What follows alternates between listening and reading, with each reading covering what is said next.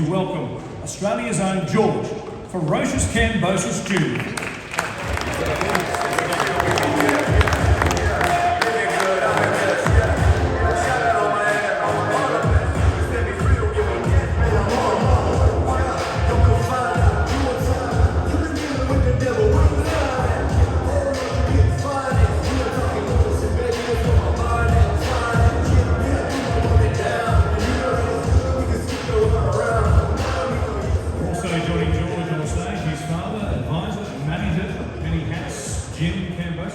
Jim as well. George, thanks for your company. Let's introduce the man, of course, though, who unified all the belts at just 43 years of age, just on 4 months ago. He is the dream. From Las Vegas, the undefeated Devin Haney.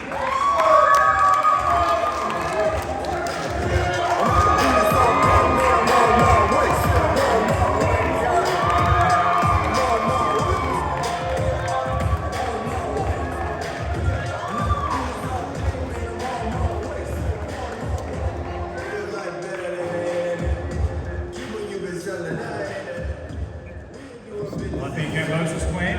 Devin is joined by his father and trainer Devin Haney, joining us on stage for the press conference this morning. George, if I could start with you as the challenger. At the press conference to announce this rematch back in August here in this precinct, you said that if you don't win back all the belts on Sunday, it could be the last fight of your career. Are you still standing by that very large statement? Well, I'm physically and mentally focused on this moment right now, so nothing else matters. Whatever was said, whatever was done, I'm zoned in on this moment. So nothing will break my focus, nothing will break that tunnel vision I have. So I'm not interested about any of that now. I'm interested on Sunday, what I do then.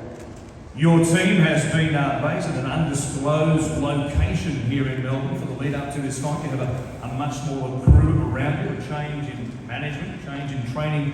Also, it feels like a covert military operation. Is that how it is inside the camp? Yeah, pretty much. We're just a small team, small operation, but fully zoned in, fully embedded on victory. So that's all that's mattered. We've been left alone in this camp. We've been no distractions, just focused on one thing. That's the way I've always done in my career, except for the last fight. So I'm looking forward to doing all my talking on Sunday. A great fight, and we're going to bring it for the fans and especially for myself. You've made sacrifices in the lead up to this fight, including time away from your family. Are you quietly confident that the sacrifices are worth it at this point in time? Yeah, look, boxing is all about sacrifices, and you need to make them extra sacrifices. It gives me that edge. I don't even have my kids here this whole fight week, and for the fight they'll be at home. I sent them away to Portugal. They had a great time, but I continued putting my work. When they did get back, I was in my gym living there. So, the sacrifices, the dedication, the discipline, and it's all about what gives that mental edge to continue, getting back on top. Lou, in the lead up to this fight, said you are in tremendous physical condition. I guess that guarantees us a drama-free weighing right here tomorrow, as opposed to what happened last time. Yeah, I'm on my way right now, no problems. I'm very hydrated, eating very well, and really cut not one corner. And they'll see tomorrow when I weigh in how well, conditioned, physically I am, and most important mentally as well. No distractions, just ready for a great fight and a great victory. Back to the old ferocious Kambosos. It certainly has been a different lead up. I'd like to ask you, Jim, and your perspective on the build-up to this fight. Big changes from what we saw last time around. Bill Haney, the other day, we had a little face-off across the way here at Rod Laver Arena, said your camp was quiet as church mice. Are you happy to be quiet as church mice? Yeah, we're happy to be quiet as church mice. And look, the Haneys can sit there and call it the way they want to call it. The simple thing is, we've got a rematch opportunity, and we're serious about how we're going to execute on Sunday and how we're going to have the victory. And then once we've got victory, let's see who's going to be the quiet church mice after that. We made changes, we learned lessons, we got caught up in the hype and the bright lights of the first fight. So, the changes have been made, And come Sunday, let's see who Church Mice and who they are. Some of those changes, the way you approach the fight, because there was critique in the early rounds when George was getting behind and losing some of those rounds. You were hoping to bank early his way, that there wasn't enough urgency in your corner. Will it be a different situation if things don't go to plan early in the first few rounds on Sunday? You'll be more vocal, the camp will be more vocal in the corner? Definitely. I mean, that's one of the changes. We didn't have urgency in the corner. The trainer didn't execute the right instructions to George. We're not going to fully blame the trainer, but that was part of the adjustments we made. This time round, we've got an all-Australian team. We've hooked up with our old trainer that George was 14-0 in Australia. And the thing is, George has got that fire back in the belly, old school methods. And come Sunday, it's going to be a totally different corner with a lot more urgency and a totally different George Kambosos. It has been fascinating to see the build-up as it has been for your side of the equation. Good luck on Sunday. We'll talk more, of course, with George in a moment. We open the floor to questions from the assembled media here this morning. We'd like to turn our attention to the current title holder, Devin. Welcome back to Melbourne. You've been here for almost 3 weeks now. How's the camp gone? First off, I want to thank Allah for allowing me and my team to be here. I'm blessed to be here. I'm happy to be here. And it's great to be back here in Melbourne. I made history here, and it won't be no different on the 16th. We were so impressed by your defence, of course, first time around, and what you did shutting down George over those 12 rounds at Melbourne Stadium. And no matter the sport, we often focus, quite obviously in the media and as fans, on offence. But are you potentially the best defensive boxer in the world at the moment? I mean, the name of the game is to hit and not get hit, and I'm a student of the game, so that's what I follow. I might be one of the best defensive fighters in boxing, but on the 16th I look to show more offense. Do you think that the fact that ESPN hasn't rated you in the top 10 of their pound-for-pound listings, they've overlooked just how good you are defensively? Because it's quite the omission to have the undisputed lightweight champion of the world not in that top 10 on their pound-for-pound rankings. Yeah, I mean, it's an opinionated list at the end of the day. I'm a solid all-around fighter, the youngest undisputed in boxing, so I should definitely be on the list. But it is what it is. My main focus right now is facing George Kambosos, and after that, we can talk about the pound-for-pound list. This is a very different build-up to what we had first time around. We spoke about that a couple of days also. They have been quiet, there's no doubt about that, the Kambosos camp. Are you concerned? I mean, they've been quiet, but every time they come to the office, it's a different excuse. So, they talk this quiet stuff, but they keep making up excuses. And now it's the coach, then it was the referee that I was holding. Every excuse in the book, but why did you fire your whole team if that was the case? If truly you feel like I was holding too much, why would you fire your whole team? Over the course of 2 fights now, you've had quite a few face-offs with George Kambosos Jr. What will you be whispering to him today when we face it off at the end of this press conference? I mean, ain't nothing to be whispering. All my words is loud. I speak it, for the world to hear. So ain't nothing to whisper. At the end of the day, we'll see on the 16th who's a better fighter, and I will show once again that I am. Can't wait to see how it turns out, of course, on Sunday. Bill, if I could ask you, we saw a vision, of course, during the fight in the first encounter, in the corner when Devin came back. A couple of times there, you were imploring him to make sure he kept boxing and don't fight, don't throw anything too heavy. Is there a fear that you get caught up in a situation the same way Teofimo Lopez did against George Kambosos? Thank you for the question. First off, I want to give praise to Allah for giving us the strength to make it happen. Going into it, we knew that George possessed things that are on a elite level. I don't take anything away from George and Jim for what they've done. Our preparation was to outbox him, and we wanted to do that, and we wanted to do it convincingly based on, the unknown. We didn't know what we were going to get in Australia. to our surprise, we've met some wonderful people. The Australian government has been totally supportive. You know, for all intents and purposes, we figured that this is a second home of ours. Unlike the Kambosos over there who make excuses after excuses, and we all are tired of hearing them, right? We're all tired of hearing them. That is not the Australian way, that's not the US way. We came here to be hosted by them to put on an event.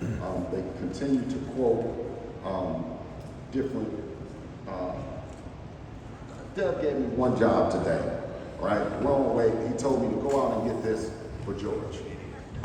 It's the art of war. So if you can hand it to him over there. Sure. Because we want him to be well prepared and not misinformed. Well, that's fine, right? But what excuse is he going to have on the 16th? Well, we will find out, of course. This has been a long time in the making. What we see, the belts on the table here, through homeschooling for Devin, there was a focus through his teenage years on his potential career down the track. To see these belts on the table now, it must be especially gratifying for you, the approach that you took with your son. Absolutely, and not just to be a champion, but to be a world champion. These belts represent the world, and boxing brings us all together. This is a sport that I encourage Devin to do because it's an individual sport, but it also would bring us culturally together and as a world. And being a world champion is the way that you conduct yourself. The stuff that they're doing over there, my son is going to whip his ass.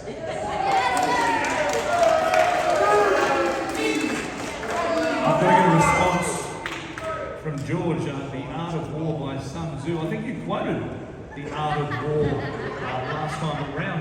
Any thoughts on what we've just heard from Bill? What did you say? I didn't hear it. Okay.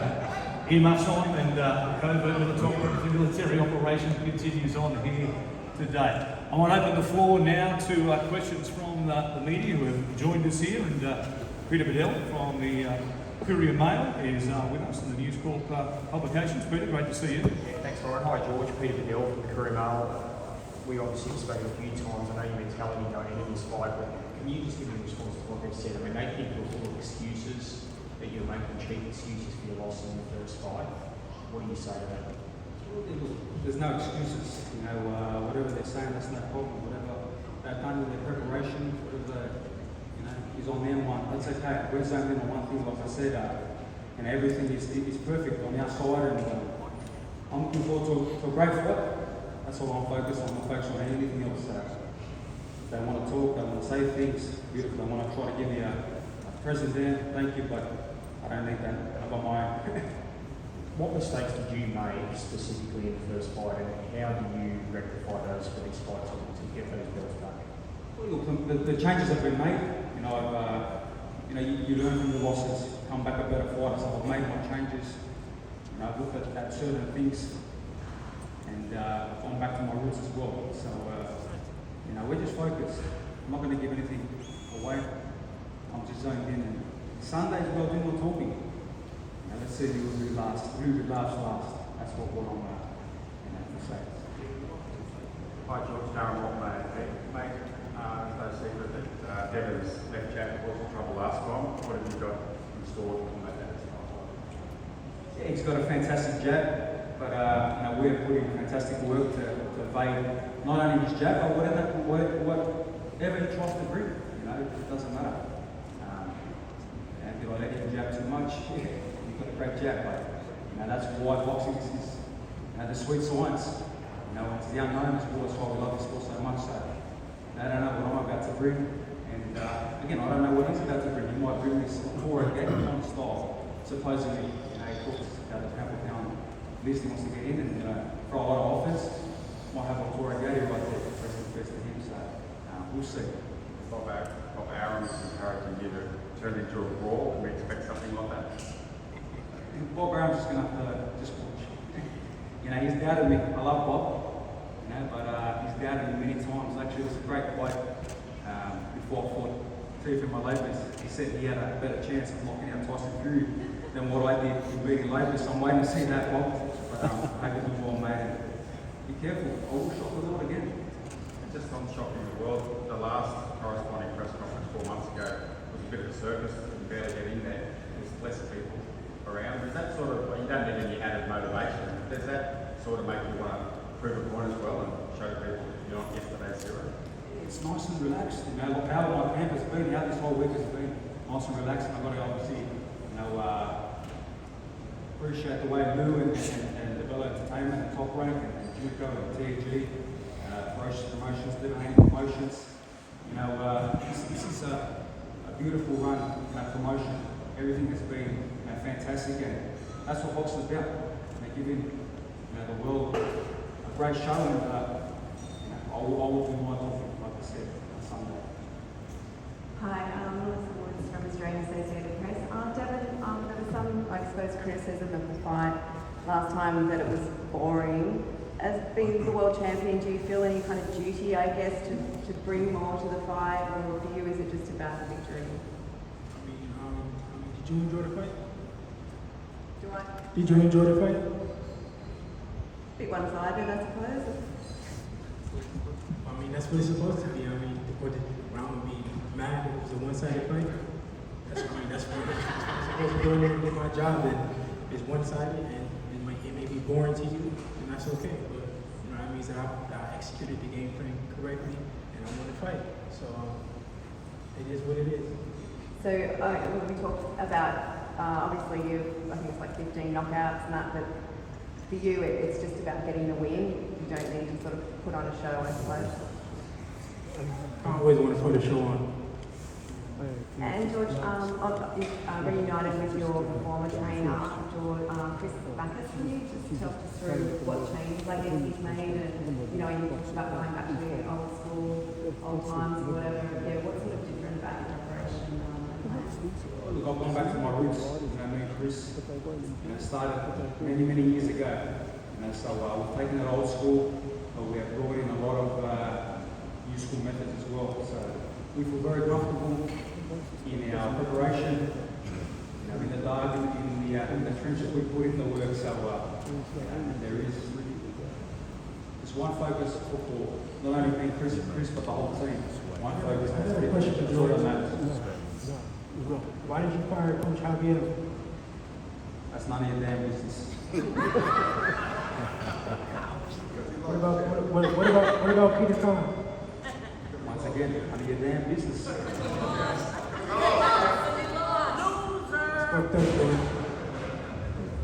Yeah, good morning, guys. It's your old mate, Big J, Jason from 360. First of all, guys, congratulations on the big fight. Great to see the Haney team back in Australia again. Hope you're having a great time. George, for you, and actually for all of you, if you get up, you guys go to the trilogy? Yeah, I believe so. This fight is to be 1-1 after Sunday, and sit down and see what else we probably want to go up to 140 by then. Probably, this final 1 o'clock will be done. But we'll see. My mind focus on one thing, like I said, Sunday.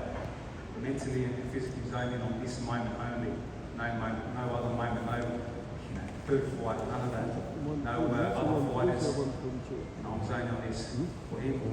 There's a lot of guys hunting him now. A lot of people calling him now. You've got the Javante Davises, you've got the Ryan Garcia's, you've got the Lomachenko's, who's an unbelievable champion, Orthodox brother. So they all want his head on the slave back.